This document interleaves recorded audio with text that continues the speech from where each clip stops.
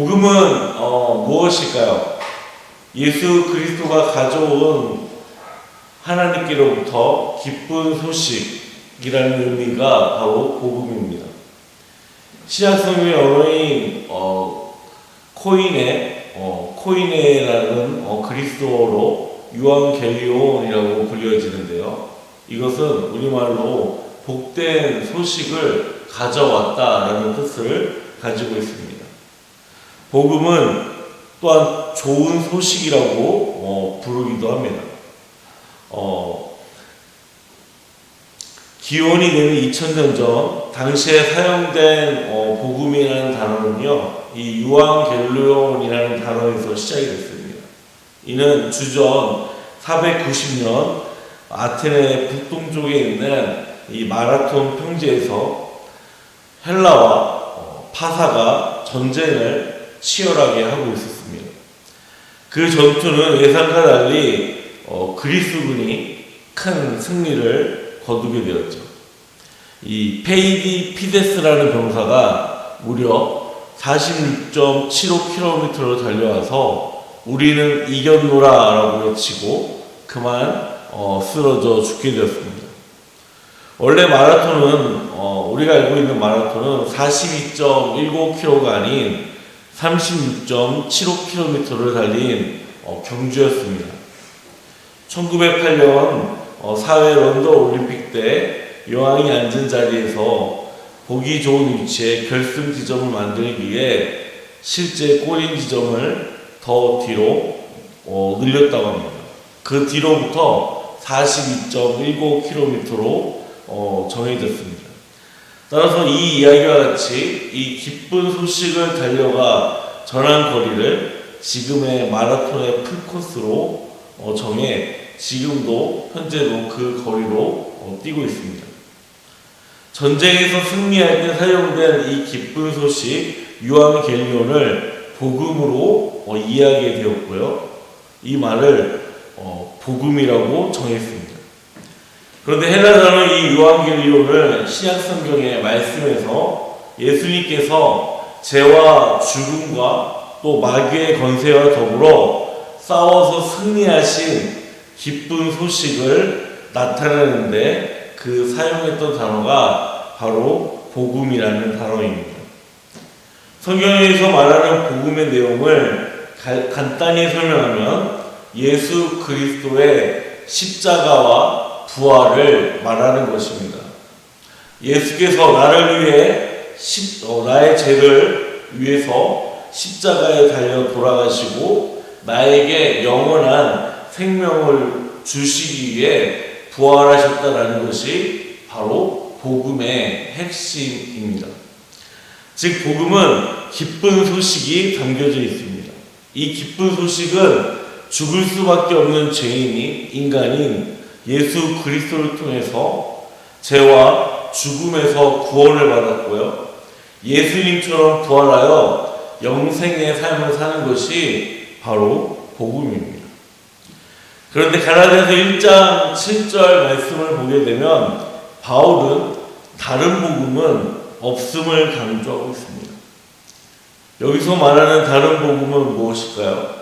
그리고 우리에게 이 말씀을 전하고자 하는 목적과 뜻은 무엇인지 오늘 말씀을 살펴보면서 함께 나눠보도록 하겠습니다. 우리 1절부터 2절 말씀 함께 읽어보도록 하겠습니다. 시작. 사람들에게서 난 것이 아니요 사람으로 말미암은 것도 아니요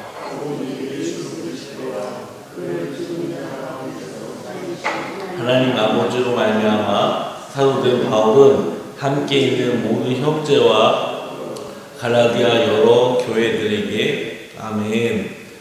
이 1, 2절에도 알 수 있듯이 이 갈라디아 교회의 배경을 보게 되면 바울은 갈라디아 교회 교인들에게 감사를 전하는 편지로 시작할 수 있음을 알 수가 있습니다. 바울은 항상 그 편지를 쓰는 가운데 늘 겸손하게 그들에게 편지를 썼습니다. 오늘 성경에서는 자신을 하나님이 친히 세운 사도라고 하며 자랑을 하게 되죠. 어떻게 보면 어리석은 자랑일 수 있겠지만 사도 바울은 갈라디아 교회와 그가 전한 복음을 지키기 위함이었습니다. 바울은 교회가 이겼을 때 특히 거짓 교사들이 교회 안에 등장하여 교회가 흩어질 때, 힘들어질 때 항상 자신은 예수님께로부터 사도 위임을 받았음을 증언하고 있습니다. 교회가 화평하거나 평안한 교회들은 사도권에 대한 부분을 언급하지 않았어요. 대표적으로 빌립보서라든지 데살로니가 전후서, 빌레몬서 등 자신이 사도임을 밝히고 있지 않습니다. 그래서 이러한 부분을 고려해 볼 때 갈라디아 교회에서 사도권을 언급했던 것은 교회 안에 문제가 있거나 또는 거짓 교사들로 인해 교회가 어려움에 처해 있을 때 그때 바로 자신이 사도임을 강조하고 있습니다. 사도 바울은 다시 한번 갈라디아 교회 교인들에게 복음에 대해서 선포하고 있고요. 또 인사하고 있음을 알 수가 있습니다. 3절에서 5절 말씀을 보게 되면 우리는 우리 하나님 아버지와 주 예수 그리스도로부터 은혜와 평강이 있기를 원하노라. 그리스도께서 하나님 곧 우리 아버지의 뜻을 따라 이 악한 세대에서 우리를 건지시려고 우리 죄를 대속하기 위하여 자기 몸을 주셨으니 영광이 그에게 세세토록 있을지어다. 아멘. 이 말씀을 기록하면서 복음에 대해서 또 자신의 안보에 대해서 이야기하고 있는 것이죠.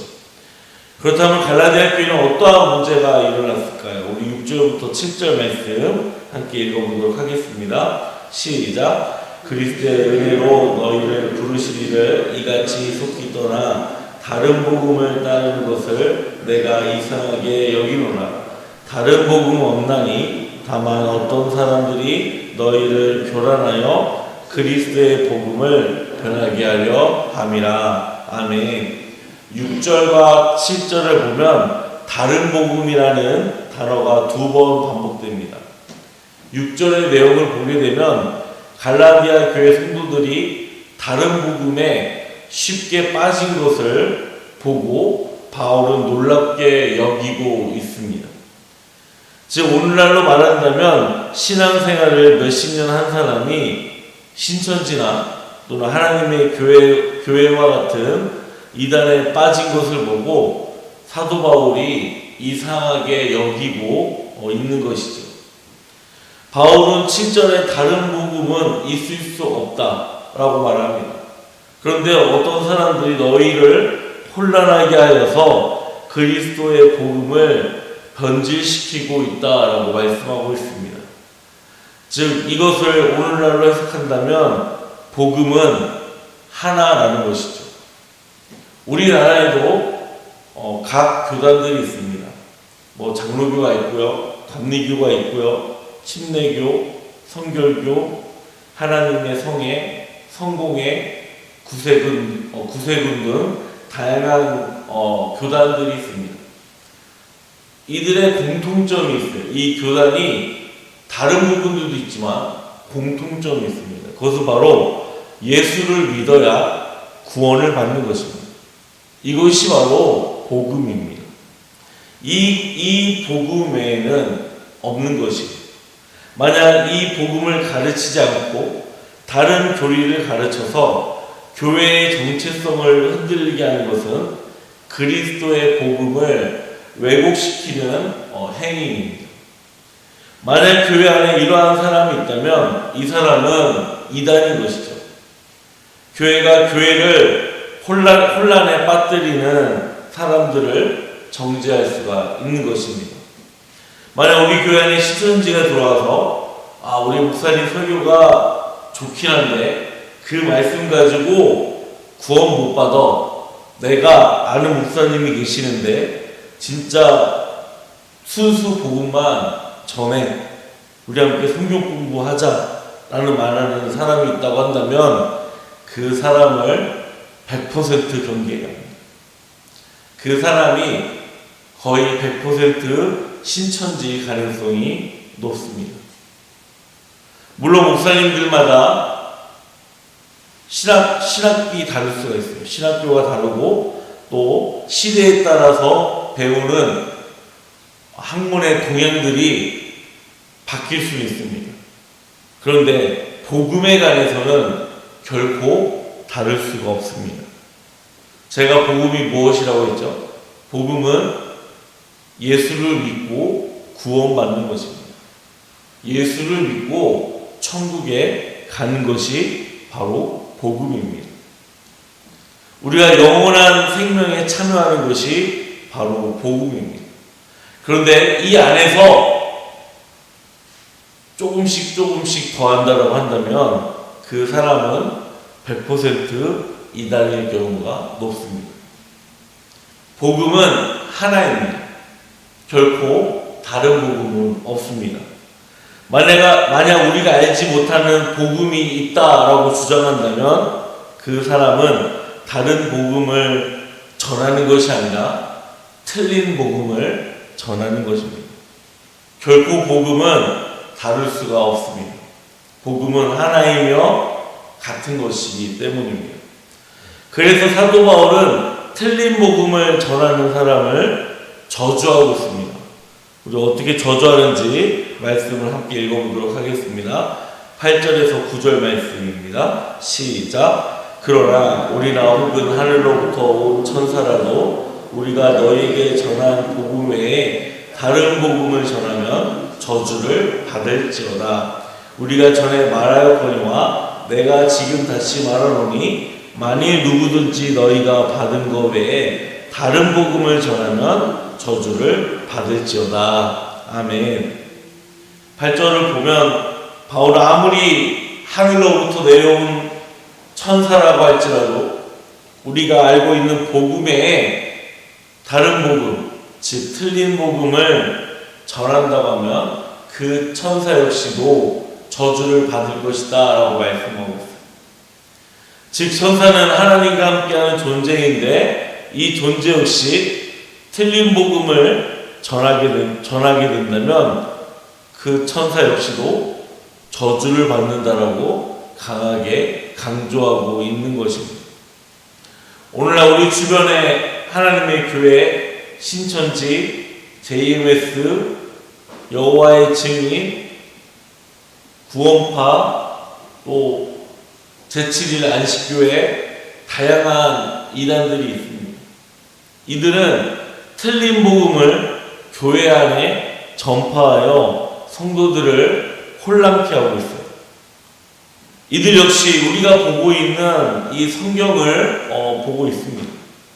그런데 하나님에 대해서, 구원에 대해서, 교회에 대해서, 또 우리 앞으로 맞이해야 될 최종적인 종말에 대해서 잘못된 교리들을 가르치고 있습니다. 우리는 이러한 가르침에 결코 현혹되어서는 안 될 것입니다. 사도 바울은 우리에게 강하게 당부하고 있습니다. 다른 복음을 전하면 저주를 받을 것이다. 이것은 전하기만 한다고 한다면 저주를 받는다는 뜻일까요? 아닙니다. 이것은 받기만 해도 저주를 받는다는 뜻입니다.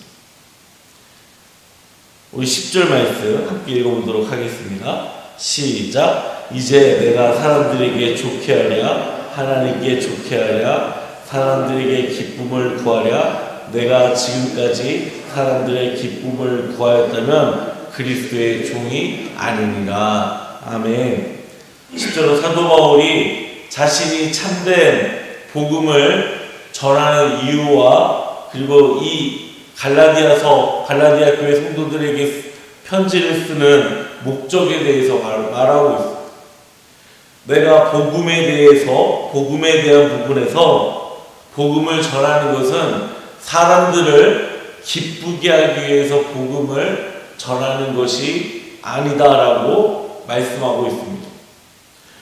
복음을 전하는 것은 오직 예수 그리스도와 하나님께 영광 돌리기 위해서 복음을 전하는 것이라고 밝히고 있는 것이죠. 그리고 이 편지를 쓰는 목적도 갈라디아 교회 교인들에게 인기를 얻기 위해서 쓰는 것이 결코 아니죠. 오직 예수 그리스도를 위해서, 그리스도의 교회 성도들이 저주를 받는 것이 아니라 축복을 받기 위해서 이 편지를 쓰는 것임을 밝히고 있는 것입니다. 바울은 내가 이러한 목적이 아니라 거짓 교사들처럼 또는 이단들처럼 사람을 위해서 복음을 전하거나 이 글을 썼다고 한다면 나는 그리스도의 종이 아닙니다라고 강력하게 호소하고 있는 것입니다. 우리가 복음을 전하는 것, 또 말씀을 읽는 것, 그리고 그리스도 안에서 신앙생활을 하고 있는 것은 사람들을 기쁘게 하기 위해서가 결코 아닙니다. 어떠한 특정한 사람들에게 잘 보이기 위해서 우리는 말씀을 읽고 신앙생활을 하는 것이 아닙니다. 오직 하나님께 영광 돌리기 위해서 우리는 신앙생활을 하는 것입니다. 사도 바울은 고린도전서 10장 31절에 이렇게 가르치고 있습니다. 그런즉 너희가 먹든지 마시든지 무엇을 마시든지 다 하나님 영광을 위하여 하라라고 말씀하고 있습니다. 우리가 무엇을 먹든지 마시든지 더 추가하면 무엇을 입든지 하나님의 영광을 위해서 하는 것임을 우리는 마음속에 새겨야 할 것입니다.